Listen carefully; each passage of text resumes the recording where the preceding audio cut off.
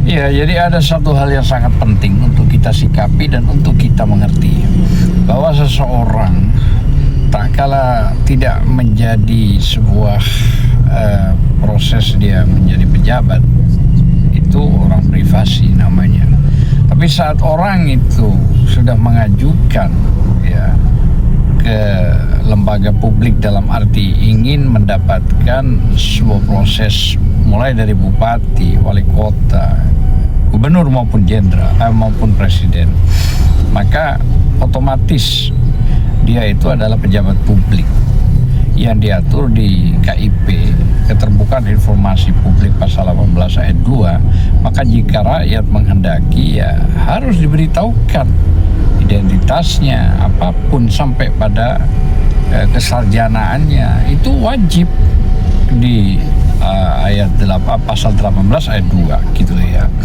Makanya dalam konteks ini saya katakan ini kan menyangkut locus delicti pada saat dia menjabat menjadi presiden, yang sekarang diramaikan soal presiden mantan Joko Widodo gitu lah ya. Jadi kembali kepada para advokat yang dikenakan itu, ada Egy Sujana, ada juga Kurnia, ada Rizal Fadilah. Itu dipaksakan dia menjadi tersangka dalam perihal frame 8 orang yang dilaporkan di Polda. Nah, itu padahal ada kelogikaan di Undang-Undang Advokat 18 2003 pasal 16 itu tidak bisa dipidana maupun diperdata seorang advokat yang lagi mengurusi perkara yang sama, yang begitu bahkan dikuatkan oleh putusan MK ya, baik di luar maupun di dalam konteks itu gitu ya. Nah, bagaimana dengan TPUA yang melaporkan tanggal 9 Desember 2024 yang tadinya berharap itu laporan tapi didumaskan sehingga penyelidikan itu dihentikan. Padahal penghentian penyidikan kalau menurut KUHP 109 itu harus naik dulu penyidikan gitu loh, udah ada yang diperiksa kok gitu loh. Setelah itu baru ada SP3 dengan penentuannya tersangka.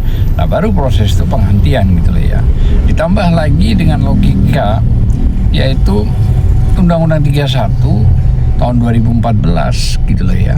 Di pasal 10 laporan itu harus dituntaskan dulu, diselesaikan dulu, baru laporan berikutnya masuk. Bukan orang yang menjadi terlapor, proses laporan belum kelar, ini melaporkan juga terus dijalankan, malah yang dijalankan orang yang menjadi terlapor awal gitu loh ya.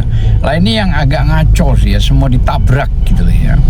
Nah, makanya KIP itu, Keterbukaan Informasi Publik pasal 18 ayat 2 itu harus dipahami bahwa publik itu boleh bertanya dan harus pejabat publik itu memberitahukan gitu loh ya.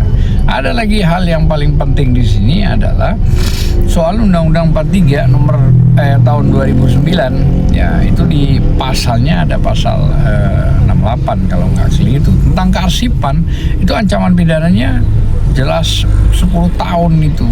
Tentang apa? Yaitu tentang kalau komisi kearsipan itu menghilangkan atau dianggap tidak ada arsip-arsip negara pejabat publik, maka diancam dengan pidana ya 10 tahun gitu loh. Dan itu sudah terjadi proses laporan yang dilakukan oleh Dr.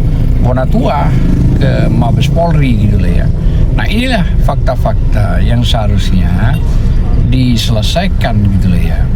Masa iya sih gitu loh ya, ada pejabat negara yang dipilih oleh rakyatnya sendiri ya kan, mulai dari tingkat wali kota, gubernur sampai presiden, sekarang mau bertanya soal masalah katakanlah ijazah, itu bukan privat, bukan, karena locus temposnya dia pada saat itu menjadi presiden. Masa harus dipenjara rakyatnya? Masa harus ditangkap, ditahan, apalagi dengan bahasa edit? Apa yang diedit? Nggak ada itu keilmuan ilmiah ya yang dilakukan oleh 3 orang ini, seperti Roy Suryo, seperti Dr. Tifa dan Rismon Sianipar. Kalau yang kelima itu kan hanya menyampaikan karena ada fakta-fakta. Saya kira mungkin itu yang bisa saya sampaikan, bahwa sebenarnya tidak harus ini terjadi gitu loh ya.